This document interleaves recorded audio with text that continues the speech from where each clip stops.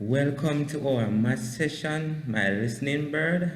I am here with you today. We are going to focus on rounding off to the nearest 10. But first you need to understand some basic principles of rounding off to the nearest 10, 100, and 1,000. But we are going to focus on 10, okay? So I'm going to round it off to the nearest 10. In order for you to round off to the nearest 10, first you have to identify some numbers. Alright, so you need to identify numbers from the ones column. Say if you have 5 or more, you take one from that 5 and put 0 into its space, and that one that you take from the 5, you bring it over to the tens column and you add it to that number. Alright, that's the first thing. Another thing you need to understand is that when you're doing rounding off, if the number is 4 or less, you're going to put 0 in its space. So don't take anything from the ones column. Put 0 in that space. Okay.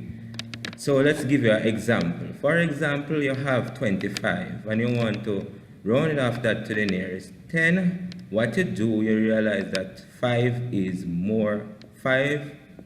greater than 4.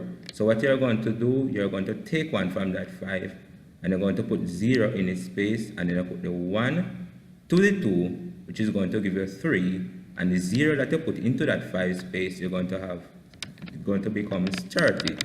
So that's an example. Another example is 21. Say you have 21. Realize that 1 is 4 and below, right? 1 is below 5. So you realize that you are going to just put 0 in that space, right? So you're not going to change. You're not going to take anything from that, because we say anything that is 4 or less, we drop a 0 there. We don't take anything from it. Alright? And so the answer for that is 20. Alright? So thank you for listening to me, my listening birds. See you next time.